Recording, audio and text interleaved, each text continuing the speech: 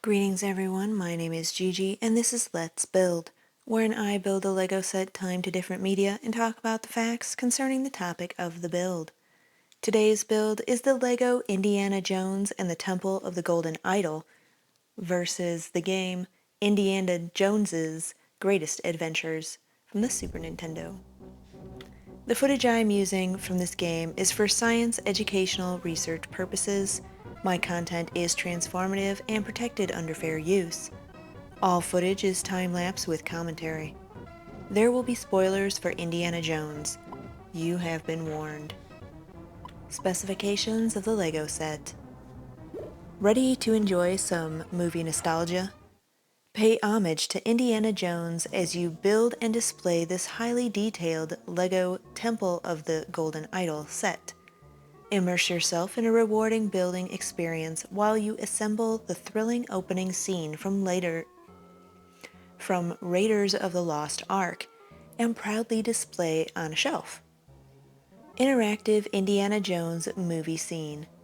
This LEGO Indiana Jones memorabilia model comes with 4 minifigures: Indiana Jones, Satipo, Belloq, and a Hovitos Warrior, and is packed with interactive functions. The model features a plinth and 4 knobs that you can turn to lower and light up the idol, collapse a wall, swing Indiana Jones across a cavern, lower a trapdoor, and see Indy chased by a massive boulder. Building sets to capture the imaginations of adults. This LEGO Indiana Jones building set lets adults celebrate the legacy of Indiana Jones and his adventures from the opening scene from the franchise's first movie, Raiders of the Lost Ark. A project for adults. Pay homage to Indiana Jones as you build this highly detailed LEGO Temple of the Golden Idol display model. Enjoy movie nostalgia. The model has been based on the iconic opening scene of the first Indiana Jones movie, Raiders of the Lost Ark. Packed with interactive functions. Turn the 4 knobs on the model's plinth to light up the idol, collapse a wall, and see Indiana Jones swing across a cavern and be chased by a massive boulder. 4 minifigures. The model comes with 4 Indiana Jones movie characters. Indiana Jones with his famous whip and hat, Satipo, Belloq, and a Hovitos Warrior. Gift for Indiana Jones fans. This classic movie scene model with interactive functions makes a rewarding build for adults who grew up watching the Indiana Jones movies. Showcase model. Measuring over 8 inches high, 20 inches wide, and 7 inches deep, the model can be displayed on a shelf by proud movie fans. It's not the years, honey. It's the mileage. In 1981, a rugged-looking college professor ascended to the big screen and invited the world on a thrilling journey from jungle temples in Peru to the Egyptian desert in search of a mythical Ark of the Covenant. From the first frame in Indiana Jones and Raiders of the Lost Ark, Dr. Henry Indiana Jones Jr., passionate archaeologist/adventurer, captured the imaginations and hearts of would-be treasure hunters of all ages. Ever since, he has kept us on the edge of our seats with incredible whip-cracking action, witty dialogue, intricate plots, and hard-hitting sidekicks. In a spectacular mix of mystery, myth, and real-life historic events, spanning from the mid-1930s to the 1950s, the unlikely protagonist finds creative ways to outmaneuver dastardly villains and dodge deadly booby traps. At every twist and turn, the center of the stories are the passionate characters and relationships. Over the years, and mileage, Indiana Jones has excited generations of fans. With a thrilling series of feature films, a TV series, video games, theme park rides, novels, and comics, no dust is likely to settle on this history professor's books anytime soon. And we keep coming back to revel in every detail. Welcome to the jungle. Enjoy building. The Temple of the Golden Idol. More than 2,000 years old, the Temple of the Golden Idol is believed to guard the ancient Hovitos Warriors tribe's relics, sacred relics, including a legendary gold idol of their most revered deity.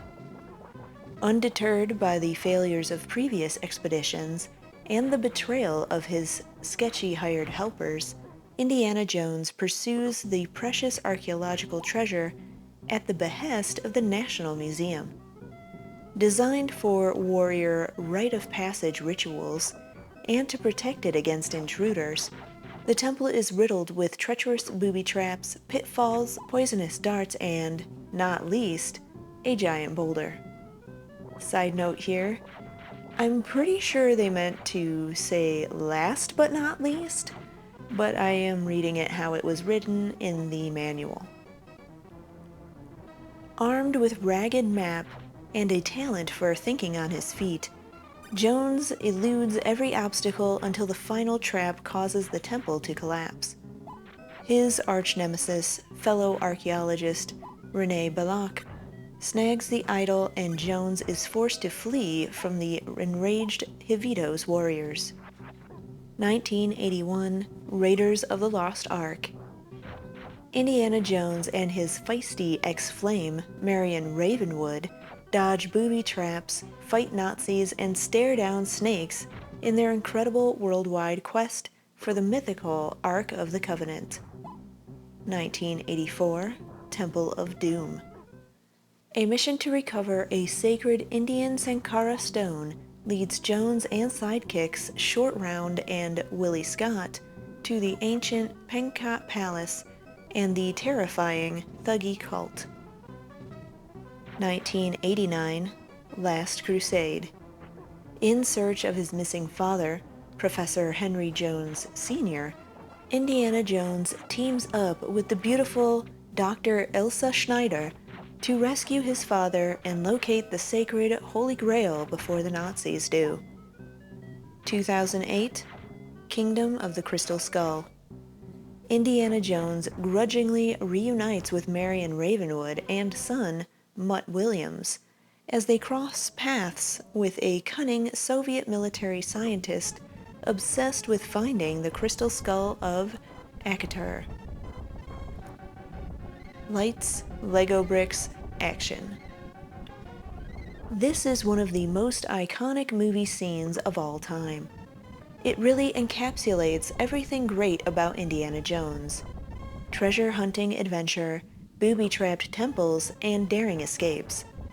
I grew up watching the original trilogy and was so proud to be part of bringing this LEGO version to life. The LEGO Group has worked with Disney/Lucasfilm Limited on their franchises before, and our team had a great experience collaborating with their passionate Indiana Jones expert. I hope fans will love the result. Andrew Sinan, LEGO Creative Lead, Senior Design Manager. I'm sure I wasn't the only Indiana Jones fan who used to build my own LEGO temples as a kid and challenge my friends to steal treasures. Designing this model felt like a continuation of that. We wanted to create a super detailed, playful display model full of functions, dangers, and surprises. All triggers are hidden in the decorative ornaments in the base to mimic the movie model and let you retrace Indy's treacherous path. I especially enjoyed that last function with the spotlight, lowering the idol and collapsing the temple. Harold Pafal, LEGO Design Master. I really looked forward to creating the graphics for the set. I looked at previous LEGO Indiana Jones minifigures for comparison, researched assets online, and re-watched the movies to find inspiration for where we could add even more new details. We got great feedback and suggestions from Disney/Lucasfilm as well, and I think we ended up with some really funny details, like the weird and goofy looking faces in the wall decors, and the spiders on Satipo's back, and his terrified facial expression as a result. Casper Glatter, LEGO graphic designer. Raiders of the Lost Ark is a 1981 American action-adventure film directed by Steven Spielberg and written by Lawrence Kasdan, based on a story by George Lucas and Philip Kaufman. Set in 1936, the film stars Harrison Ford as Indiana Jones, a globe-trotting archaeologist vying with Nazi German forces to recover the long-lost Ark of the Covenant, which is said to make an army invincible. Teaming up with his tough former romantic interest, Marion Ravenwood, Jones races to stop rival archaeologist René Belloq from guiding the Nazis to the Ark and its power. Lucas conceived Raiders of the Lost Ark in the early 1970s. Seeking to modernize the serial films of the early 20th century, he developed the idea further with Kaufman, who suggested the Ark as the film's goal. Lucas eventually focused on developing his 1977 film, Star Wars. Development on Raiders of the Lost Ark resumed that year when he shared the idea with Spielberg, who joined the project several months later. While the pair had ideas for set pieces and stunts for the film, they hired Kasdan to fill in the narrative gaps between them. Principal photography began June 1980 on a $20 million budget and concluded that September. Filming took place on sets at Elstree Studios, England, and on location in La Rochelle, France, Tanzania, and Hawaii. Pre-release polling shows little audience interest in the film leading up to its release date, June 12, 1981, especially compared to Superman 2. However, Raiders of the Lost Ark became the highest-grossing film that year, earning approximately $354 million worldwide, and played in some theaters for over a year. It was also a critical success, receiving praise for its set pieces, humor, and action sequences. The film was nominated for several awards and won 5 Academy Awards, 7 Saturn Awards, and 1 BAFTA, BAFTA, among other accolades. Raiders of the Lost Ark is considered by critics to be one of the greatest films ever made, and has had a lasting influence on pop culture, spawning a host of imitators across several media, and inspiring other filmmakers. The United States Library of Congress selected it for preservation in the National Film Registry in 1999. Raiders of the Lost Ark is the first entry in what became the Indiana Jones franchise, which includes 4 more films: The Temple of Doom from 1984, The Last Crusade from 1989, Kingdom of the Crystal Skull from 2008, and Dial of Destiny 2023. A television series, video games, comic books, novels, and theme park attractions, and toys. Plot: in 1936, American archaeologist Indiana Jones recovers a golden idol from a booby-trapped Peruvian temple. Rival archaeologist René Belloq corners him and steals the idol. Jones escapes in a waiting float plane. After returning to the United States, Jones is briefed by 2 Army intelligence agents that Nazi German forces are excavating at Tunis, Egypt, and one of their telegrams mentions Jones's former mentor Abner Ravenwood. He deduces that the Nazis are seeking the Ark of the Covenant, which Adolf Hitler believes will make their army invincible. The agents recruit Jones to recover the Ark first. At a bar in Nepal, Jones reunites with Abner's daughter Marion, whom Jones once had an illicit relationship, and learns that Abner is dead. The bar is set ablaze during a scuffle between the Gestapo agent Arnold Todt, who arrives to take a medallion from Marion. Todt attempts to recover the medallion from the flames, but only burns its image into his hand. Jones and Marion safely take the medallion and escape. Traveling to Cairo, the pair meet Jones's friend Salah. He reveals Belloq is assisting the Nazis, who have fashioned an incomplete replica medallion from the burns on Todt's hand. Nazi soldiers and mercenaries attack Jones, and Marion is seemingly killed, leaving Jones despondent. An imam deciphers the medallion for Jones, revealing that one side bears a warning against disturbing the Ark, and the other bears the complete measurements of the Staff of Ra, an item which, when combined with the medallion, is used to locate the Ark. Jones and Salah realize that the Nazis are digging in the wrong location, infiltrate the Nazi dig site, and use the medallion and the correctly sized Staff of Ra to locate the Well of Souls, the Ark's resting place. The pair recover the Ark, a golden, intricately decorated chest, but Belloq and the Nazis discover them and seize it. Jones and Marion, whom Belloq has been holding captive, are sealed inside the well, but the pair escape and Jones captures a truck carrying the Ark. Alongside Marion, Jones arranges to transport the Ark to London aboard a tramp steamer. A German U-boat intercepts them, seizing the Ark and Marion. Jones covertly boards the U-boat. The vessel travels to an island in the Aegean Sea, where Belloq intends to test the power of the Ark before presenting it to Hitler.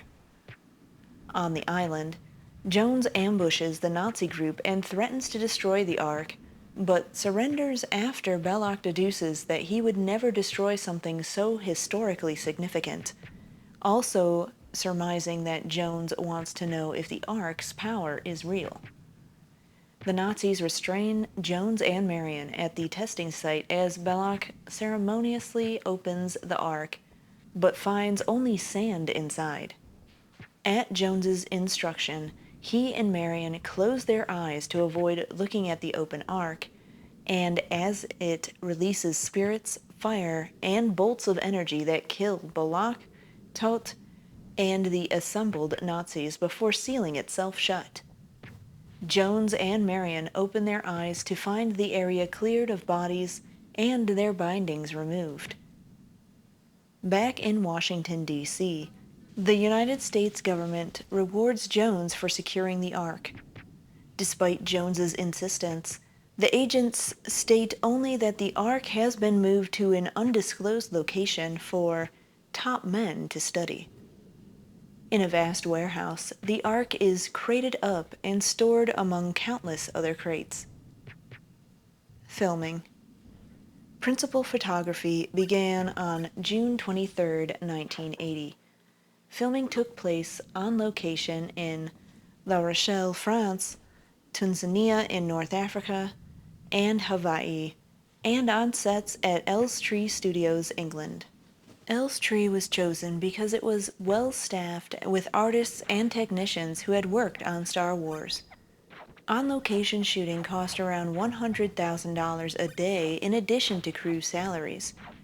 Sets cost an additional $4 million. The production could afford certain equipment only for a limited time, including a Panaglide camera stabilizer for smoother shots and a camera crane for higher angles. To maintain the tight schedule, Spielberg said he didn't do 30 or 40 takes, usually only about 4. Had I more time and money, it would have turned out to be a pretentious movie. Filming began in La Rochelle, depicting the capture of the Bantu Wind by a Nazi U-boat. Watts borrowed a submarine from the war film Das Boot from 1981 on condition that it not be taken into deep waters. World War II German U-boat pens in La Rochelle represented the U-boat dock. An original coal-fired tramp steamer boat could not be found for filming, so an Egyptian boat found in an Irish port was decorated appropriately and sailed to France. The production moved to Elstree Studios by June 30th. Interiors included the scene featuring an imam deciphering the staff headpiece and the Peruvian temple. There were repeated delays while filming the Well of Souls scene. There were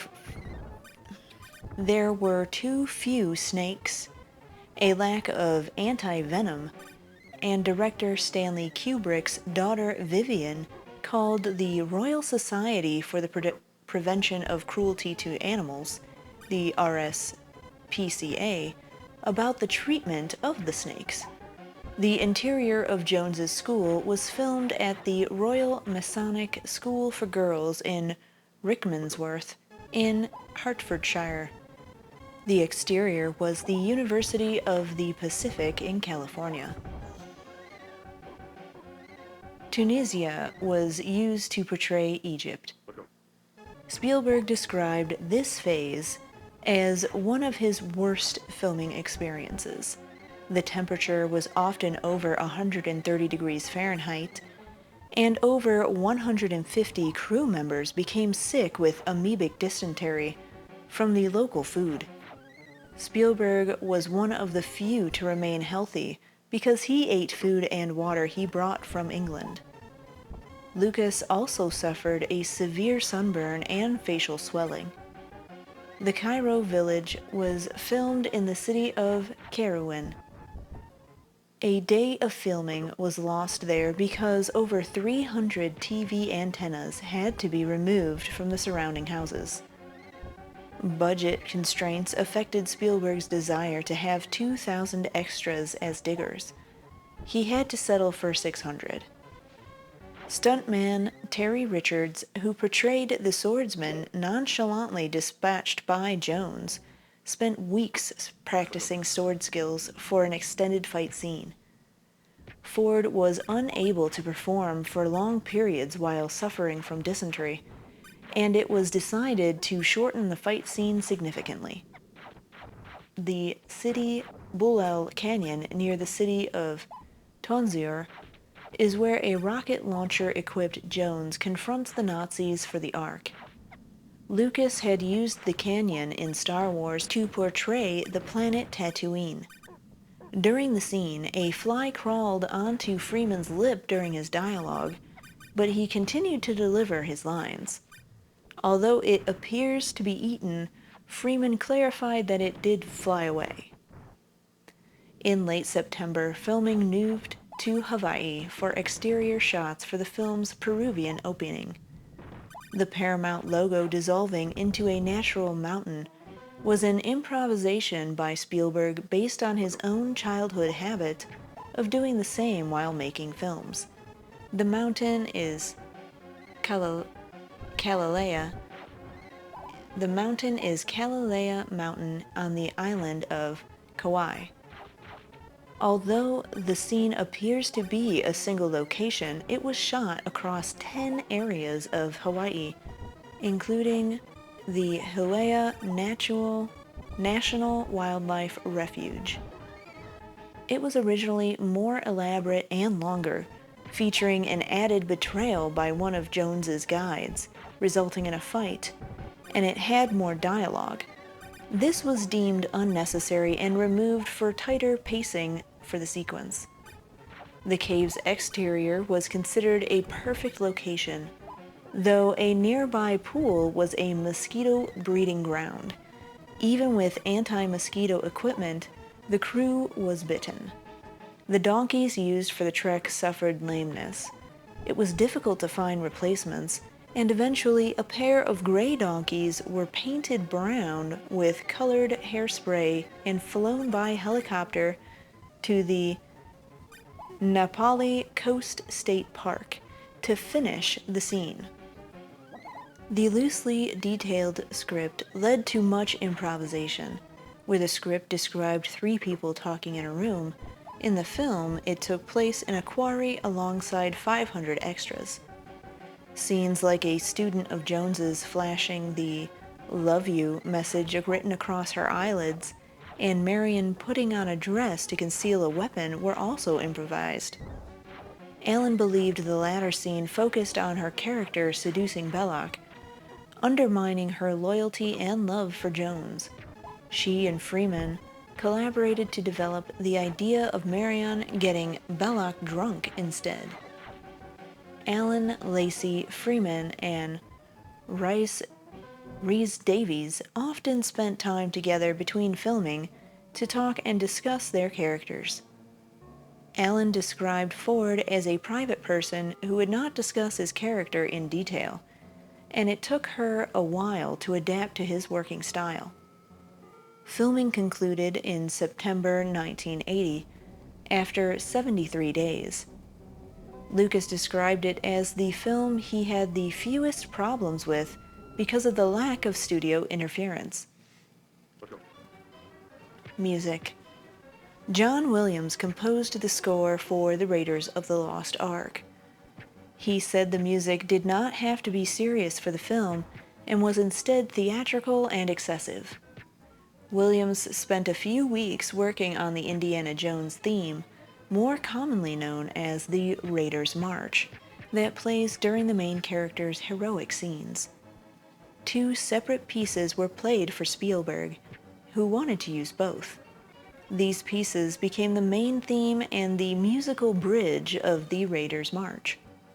For the romantic theme, Williams took inspiration from older films like the drama Now Voyager from 1942 to create something more emotionally monumental that he felt would contrast well with the film's humor and lighter moments. Williams used dark, orchestral pieces to represent the actions of the Nazis, using the 7th degree on the scale of the bottom. He said this signified a militaristic evil. To create something suitably biblical for the Ark of the Covenant, he used a mix of chorus and orchestra. Stunts. The Peruvian temple interiors used in the film were life-sized sets. The giant boulder, made of fiberglass, plaster, and wood, was designed to be 65 feet wide, but this was reduced to about 22 feet, with the resulting prop weighing 300 pounds. Spielberg liked the effect and had its ramp extended to give it more screen time. The boulder was controlled by a steel rod concealed in the wall by rubber rock outcroppings. Ford performed the stunt 10 times for the different camera angles. Spielberg said that he was an idiot for letting Ford do it, but it would not have looked as good with a stuntman concealing his face.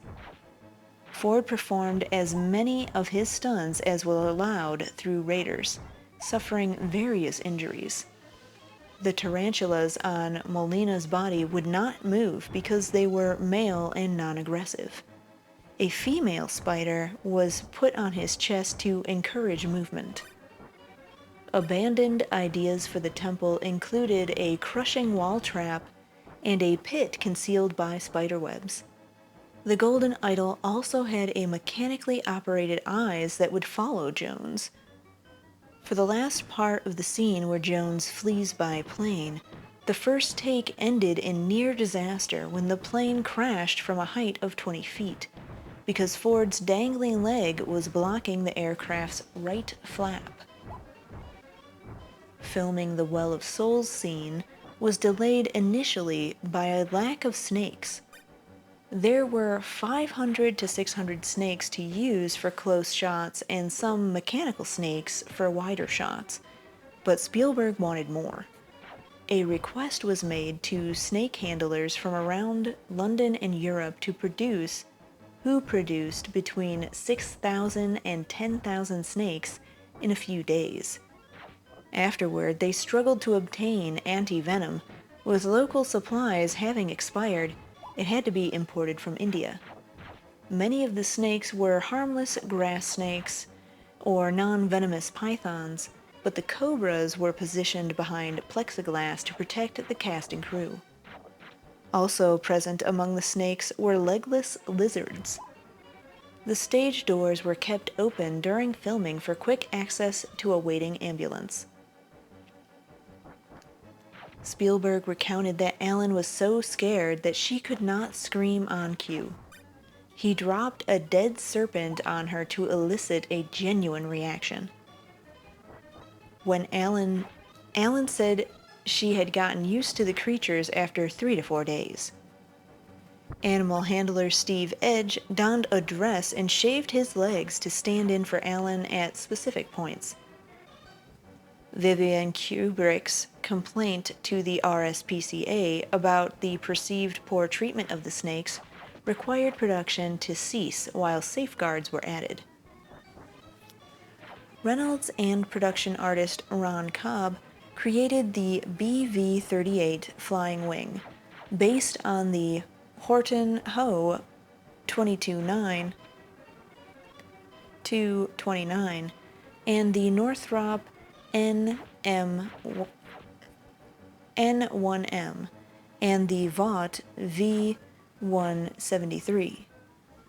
Constructed by the British engineering firm Vickers, it was dismantled and shipped to Tunisia. It was not designed to be flight-worthy, only to serve as a source of danger from its propellers. The plane was abandoned in Tunisia and slowly dismantled over the following decade by souvenir hunters before being demolished. The fight between Jones and the German underneath the plane was mainly improvised. Spielberg had to restrain himself from making it too long as each new idea led to another. During the fight, the moving vehicle rolled over Ford's foot and toward his knee before it was stopped. It took 40 crew members to move it off of him. He avoided injury through a combination of extreme Tunisian heat, making the tires soft and the ground being covered in sand. Dysentery had left the production with a lack of stuntmen, and Spielberg had Marshall stand in as the flying wing pilot. The 3-day shoot was one of Spielberg's more difficult scenes to film, and he was reported to saying he wanted to go home. Second unit director Michael D. Moore filmed most of the truck chase. Spielberg had not used a second director before, but agreed to it as the scene would take a long time to film, being set in multiple locations. Moore completed wider shots where stuntmen stood in for Ford. He closely followed Spielberg's storyboarding, but innovated a few shots Spielberg considered improvements. Stuntman Glenn Randall suggested the scenes of Jones traversing the underside of the truck. Ford sat in a concealed bicycle seat attached to the truck underside when clinging to its front. One of the convoy cars going over a cliff was a combination of matte painting background and stop-motion animation of miniature figures falling out of the car. Visuals and sound. Matte paintings were used to create more elaborate backgrounds. These included the establishing shot of Marion's Nepalese bar and the warehouse where the Ark is later stored. the latter painted by Michael Pangrazio. Spielberg disliked the painting of the China Clipper plane, as he did not think it looked real against the water they had filmed. Jones's attire, a leather jacket and khaki pants, was based on Humphrey Bogart's in The Treasure of Sierra Madre in 1948, and Charlton Heston in Secrets of the Incas from 1954. Costume designer Deborah Nadulan Landis dumped boxes of hats on the floor for Ford to try on. After picking the right style, she purchased an Australian model she aged with Fuller's Earth and mineral oil, and then scrunched beneath a bed. The hat allowed them to create a recognizable image, even in silhouette. Designer Ralph McQuarrie was responsible for the Ark's decorations. Spielberg wanted a moodier film noir lighting style, like in The Informer from 1935. In contrast, Slocum wanted to make things brighter and use backlighting to create a greater depth of field. Spielberg preferred his changes. Slocum often employed natural light, using solar position predictions to plot a scene's layout. Spielberg liked the beams of light glimpsed through the scenery and tasked special effects artist Kit West with using a smoke machine to create artificial sunlight shards. For the bar fight, Spielberg wanted pitch-black shadows on the wall, but the lighting required to achieve this would have shrouded the actor's eyes. He settled for subtler shadings. He wanted to illuminate the Well of Souls with a lighting effect through the ceiling opening, but once this was sealed, it no longer made sense. The flaming torches used in the scene did not provide enough light, so he opted to use an artificial light source. Spielberg noted Allen always looked beautiful in her scenes because Slocum spent twice as long setting up her lighting as he did Ford's. Sound effects supervisor Ben Burt recorded the film's many sounds. The snake slithering is a mix of Burt running his hands through cheese casserole and wet sponges being dragged across grip tape. The rolling boulder is a Honda Civic driving down a gravelly hill, and the Ark lid opening is the sound of a toilet cistern being opened. The Ark spirits are the cries of sea lions and dolphins filtered through a vocorder. Jones's revolver is the sound of a Winchester rifle firing, while his whip crack was made by recording Ford using a whip. Raiders of the Lost Ark was released to general critical acclaim. The National Board of Review and critic Vincent Canby listed it as one of the 10 best films of the year. Canby labeled the film as an instant classic and one of the most humorous and stylish American films ever made. He described it as having refined the old serial films into their most perfect form for a modern audience. Roger Ebert called it a series of breathless and incredible adventures inspired by and celebrating childhood stories told in comic books and movies. Canby, Knight, and Variety singled out the opening of the Ark as one of the film's best special effects. Knight said that the effects artists deserved a special accolade for their work. Canby described the visual display as dazzling, as the denouement of Spielberg's Close Encounters of the Third Kind. Ebert said the truck chase stunt was the best he had ever seen, ahead of those in films like Bullitt from 1986 and The French Connection from 1971. Elgene Hermits, Kane, and Siskel asserted the film's PG rating, which meant any child could see it unsupervised, was too lenient for such a scary film filled with a variety of on-scene deaths. An intermediate rating between PG and R, PG-13, would not be introduced until 1984, in part a response to the violence of the Indiana Jones prequel, Indiana Jones and the Temple of Doom.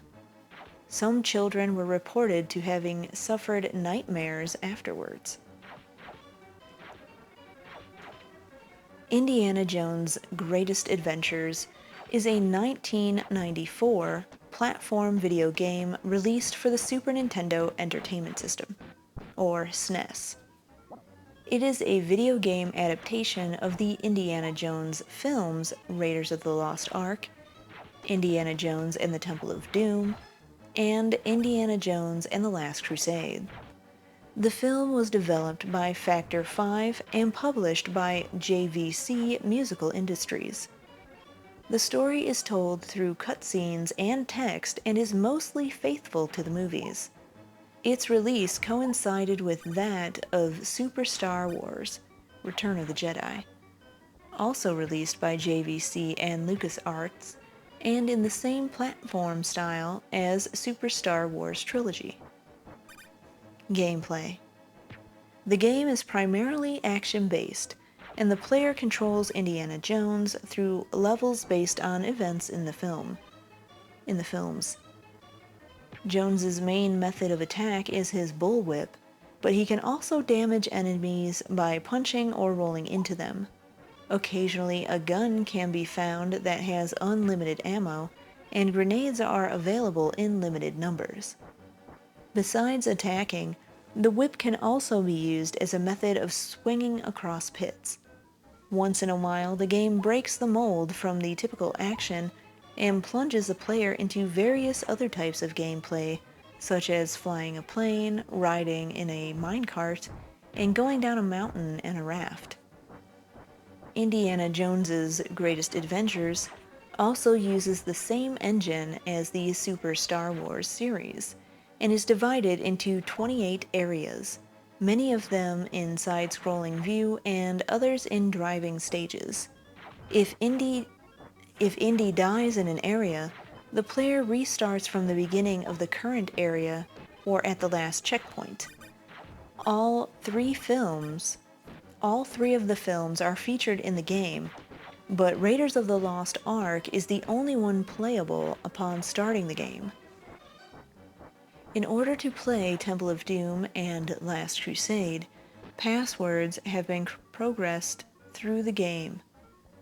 The password cheats are letters from the Greek alphabet. Like the Super Star Wars trilogy, Indiana Jones's Greatest Adventures is regarded as an extremely challenging game to complete, and many levels are often quite long and include several enemies of all types. In some levels, you have to fight with a villain from the movie in that you are playing. While the stages from Raiders and Last Crusade are of moderate difficulty, some levels from the Temple of Doom bring with them a high level of difficulty and large amount of traps and enemies. The most difficult stages in the game are the driving stages. The snow raft and minecar chase from the Temple of Doom, and the biplane dogfight from Last Crusade, where the player has to avoid certain traps and enemies. If the player is defeated in these stages, he has to restart the entire level. Also, if the player loses all of their lives in some area, for example, Cairo in Raiders, he is forced to start all of the stages of the area in which he was defeated. Release. A Sega Genesis/Mega Drive conversion was reported by Electronic Gaming Monthly to be 100% complete and reviewed in gaming magazines. Like many third-party titles near the end of the Genesis/Mega Drive's life cycle, the game was shelved and was never released. A prototype of the Genesis Mega Drive version was sold on eBay for £770. In 2017, Factor 5 co-founder Julian Egebrich, said that the Genesis Mega Drive port was left unpublished due to U.S. Gold ceasing operations. Reception. Computer and video games praised the graphics and sound, but also opined that the game doesn't break any new ground, stating that it packs a great challenge but with few surprises. GamePro described it as a decent, though an unexceptional side-scroller. They cited the game's faithful recreation of the scenery and enemies of the films as its strongest points, but found that the graphics are inconsistent, the music is excellent, but stays the same through most of the game, and the stages are far too easy. The 4 reviewers of Electronic Gaming Monthly contradicted this, saying that the game is extremely challenging, with 2 of them adding that it suffers from frequent unavoidable hits. However, they praised the game's graphics, especially Mode 7 effects, and gave it a score of 7 out of 10.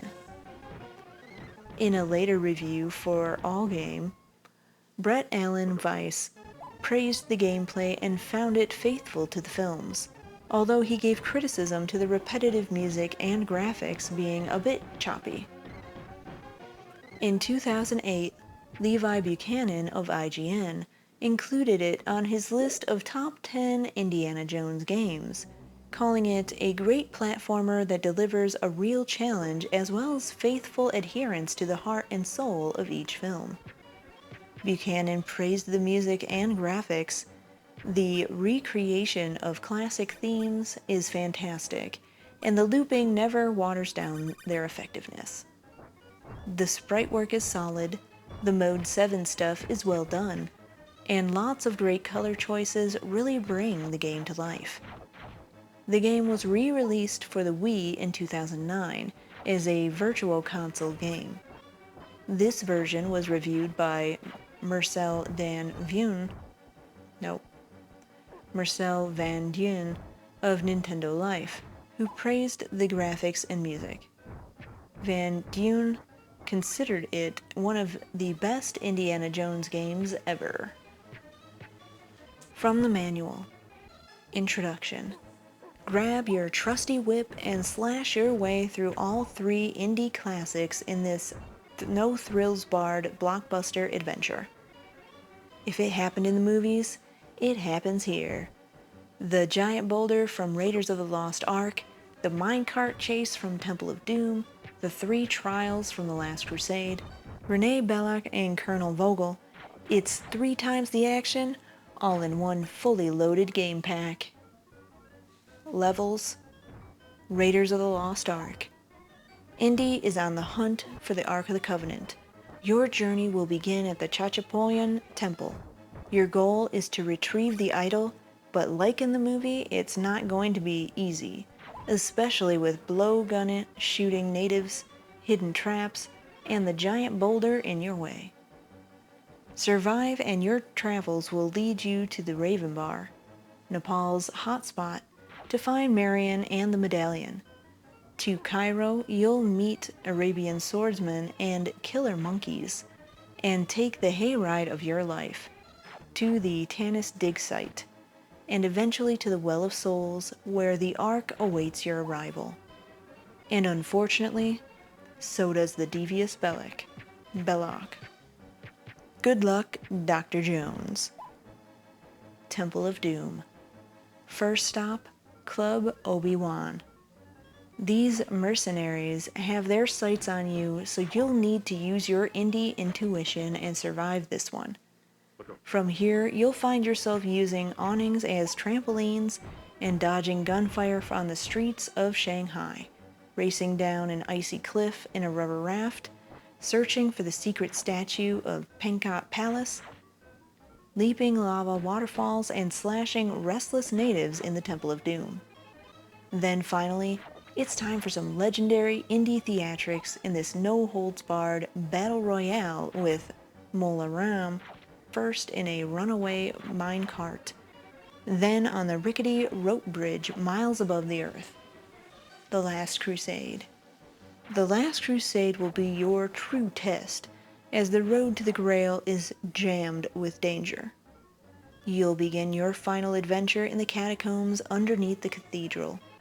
Here you'll need to use your trusty whip to leap across deep water pits and canyons. Survive and it's off to the burning Brunwald Castle to battle German soldiers and bald mercenaries, and recover the final clues to finding the Holy Grail. From here, you'll take this battle to the air, first in the Zeppelin, then in the biplane, where you'll go gunning against some high-flying German soldiers. Land in one piece and prepare to wrestle Colonel Vogel on top of his tank. Your crusade will culminate at the site of the Holy Grail. Unfortunately, but not surprisingly, somebody else wants the same thing you do. Now, all that separates you from your destiny is the skeleton of Donovan. Indy to the rescue. I grew up watching the Indiana Jones trilogy. The Last Crusade is my personal favorite. I remember we had copies on VHS, but anytime any of them were showing on TV, we just had to watch it. This is my first time playing the SNES game Indiana Jones's Greatest Adventure. While I had the original NES and Sega Genesis, my spouse kept up with most of the console generations, so he was the one that had a SNES. I was reminded again how punishing these older games can be. I went into the game blind. So much memorization, trial and error, and timing is involved in getting through these levels. The rats did remind me of the rats in Who Framed Roger Rabbit from LJN. It still looks and plays really well, even though I couldn't tell at times what I could and couldn't do. Choose wisely and give this retro game a shot. Total build time today, 4 hours, 20 minutes, 1 second. You could watch Indiana Jones and the Raiders of the Lost Ark at 115 minutes, Indiana Jones and the Temple of Doom at 118 minutes, and the first 27 minutes of Indiana Jones and the Last Crusade while building the set. Let me know what you think in the comments section below. Remember to like, subscribe, share, ring that bell, all the things for the YouTubes. Thank you.